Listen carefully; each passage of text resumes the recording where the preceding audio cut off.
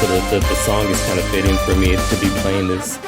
But we definitely are gonna try to do our best coming up with our teams for Cosmic Crucible and what we're gonna put on the defensive side of the rooms.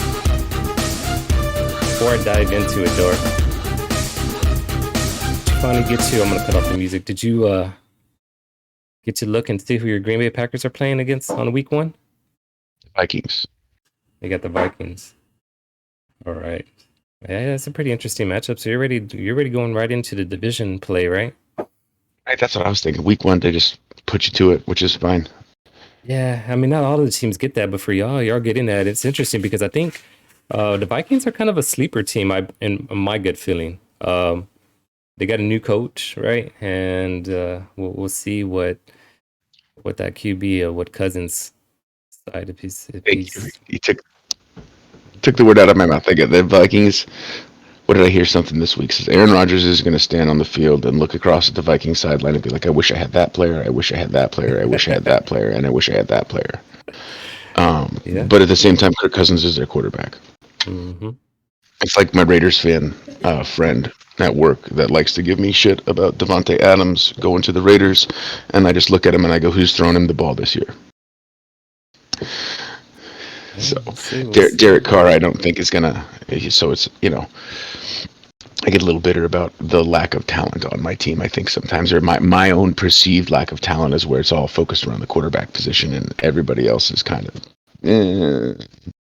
Oh, my quarterback, being a Cowboys fan, doesn't have much of an offensive line, so Not this year. no, we'll see him. We'll see him trying to get his hip thrusts warm up and play and be ready.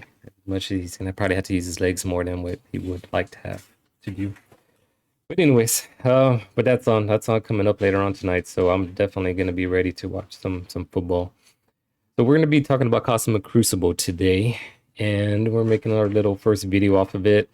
I'm starting kind of tweak and Dart's kind of chimed in a little bit throughout the weekday matchups that we had during the preseason. So I have some of those videos. I mean, I want to make sure at this point, as I'm uploading stuff that I'm giving y'all. I cringe by saying quality video because I don't know how much quality I have, but better than just throwing it out there. So that's kind of why I haven't been uploading the Cosmic Crucible stuff, because I want to make sure that it's something right, straight to the point, kind of hit and learn something from it. So just want to make sure I chop it down better, for you guys that are watching on YouTube, and appreciate the viewers. But yeah, let's jump on. Well, first, what we're gonna go ahead and do is let's talk about the rules and the setups. So we got going on here from last week's blog post is that they, introduced to us that they're going to be changing the format within the key rooms. But before that, I think this is what's different, right, Darth? I mean, they're actually talking about whole tunes that are all going to be available. They're going to have right from the gates is the hero mutants are going to gain 50% damage, 15% damage reduction, 100% focus, and 500% resistance. Because on preseason, we didn't have any type of stat increases like this unless it was like a Wakanda or a Limited X-Men group, right? That they had the in-game trait. So that's a big change right there. And then they even go on saying on turn that the hero mutants are going to clear revive once. So any of those Darkhold teams that you see up on there, on their turns, they're going to be able to clear the revives and immunity from the enemies. So you definitely are going to have a different Dormammu isn't going to have that same threat to be bounced around as much.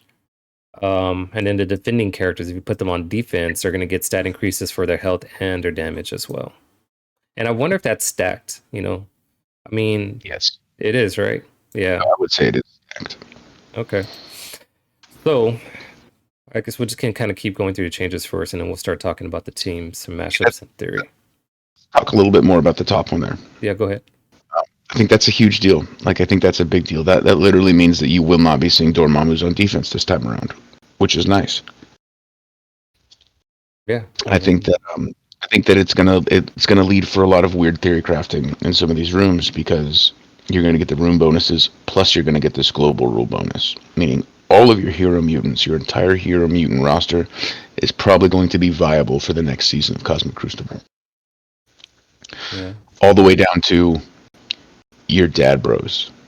Maybe everybody except for like X Factor.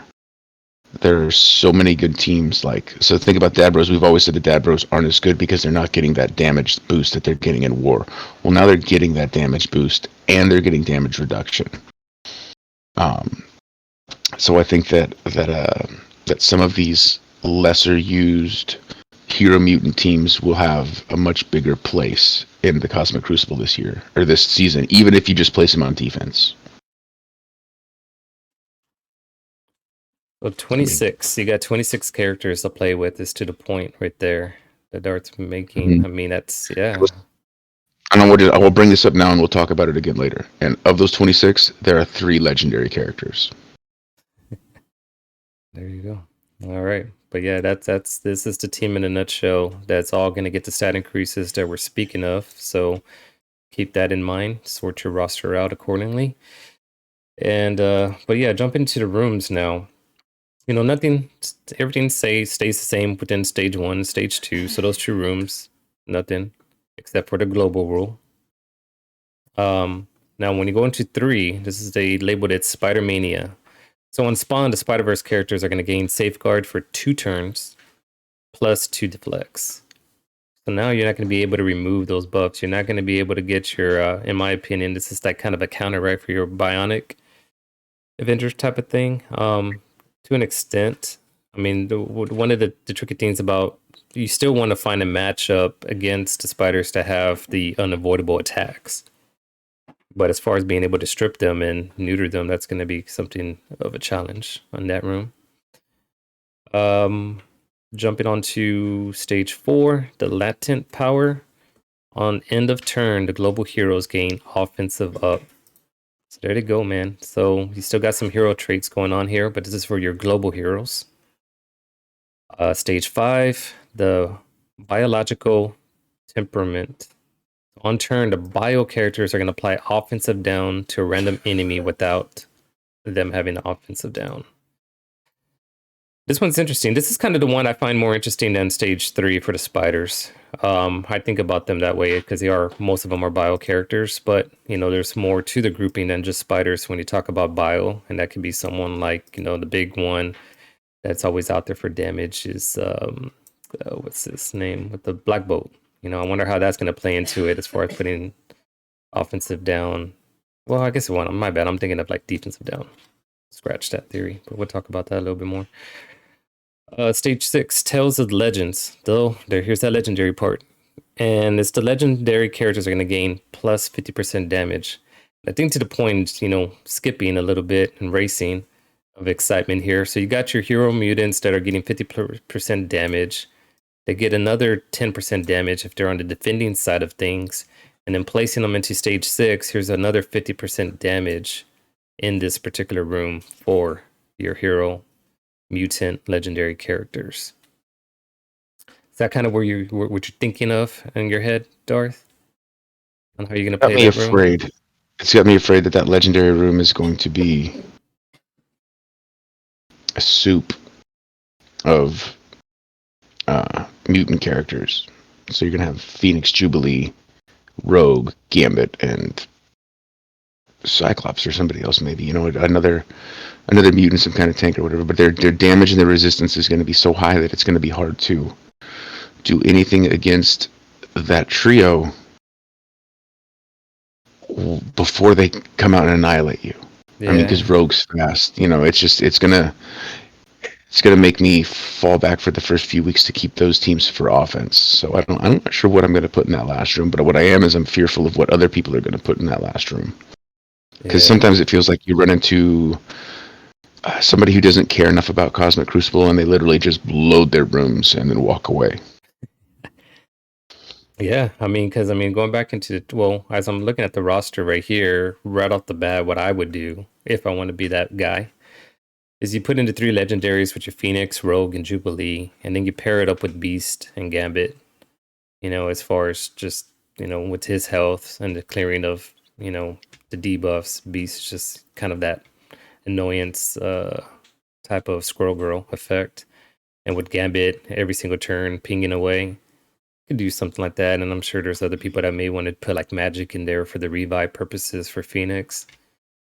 Different stuff, different theories. But when you go on to that particular room, on spawn, the legendary characters gain that 3 turns of defensive up and safeguard. So probably don't even need beasts because they're safeguard, right? And then on says on turn, legendary characters remove all negative effects from themselves and gain speed up. So look on the turn, yeah. So I wouldn't even put beast in that room if I want to be that guy of really being of an annoyance with legendary hero mutants. Should be interesting. Should be very interesting. Yeah, go ahead. The first few weeks of Cosmic Crucible are going to be very fun because think about this: when the rooms change, people try out a bunch of different stuff, and then by 3 weeks later, it's been narrowed down by the community what the best teams are for offense and defense for this particular set of rules that we have for Cosmic Crucible. But during that first couple of weeks, like, it's a lot of fun. Like, you see some crazy stuff, you see some weak stuff. It's one of those things why this game mode is my favorite game mode, is things like what's happening right now. So we're not going to have it this week, but the next time it does launch, it's going to be new. Like, it's not going to be brand new, but it's going to definitely have a new feel to it. It's going to have been refurbished into something different. Like I said, the biggest one for me is your Dormammu is not going to mean anything. And the cool thing for this means is that Dormammu is going to be an offensive tool now, except against the Hero Mutant team. And he's neutered so bad that it brings the half of the community that doesn't have him yet into a more competitive balance, because there's nothing harder than facing a bunch of Dormammus when you don't have one. Yeah, no, exactly, and I like that too. So definitely open it up to the community that way. And but yeah, here's just a ton of infographic that kind of breaks down everything that we're just alluding to within the rules here. So again, he puts a global rule on top and just talking about the extra stats there. And here's your room 1 and 2 to the left with nothing special other than the global rule. And then again, a breakdown of rooms 3, 4, 5, and 6. I won't repeat all of that. But we'll jump into this one. So I just kind of want to look at these graphics first before we kind of jump into it ourselves. So this is kind of where Duartic came up with, and this is similar. I don't know if Boylon came up with it, but I remember last preseason there was like 2 infographics that looked exactly like this. One was Boylon, one was Duartic. Who copied who? I don't even know if there was a battle about that, but who cares? They threw it out there. And I like it. I mean, for me, I just kind of like the whole concept here as far as just kind of looking into all the game tunes and just trying to, like, in the way they kind of color coded, it's based upon, like, you know, do they work or not? For example, when you look into, and I'll blow it up here as best as I can. But when you think about like the Tangled Web characters, you know, Spider Weaver comes out there, you know, which room would they be more effective in, kind of thing. And usually there it is green because of that one spider.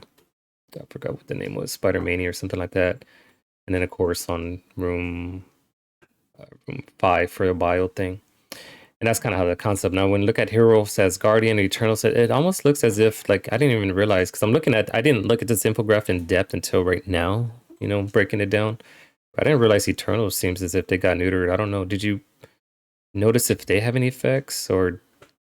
There's nothing special for them in any of the rooms, but I mean, they're so powerful.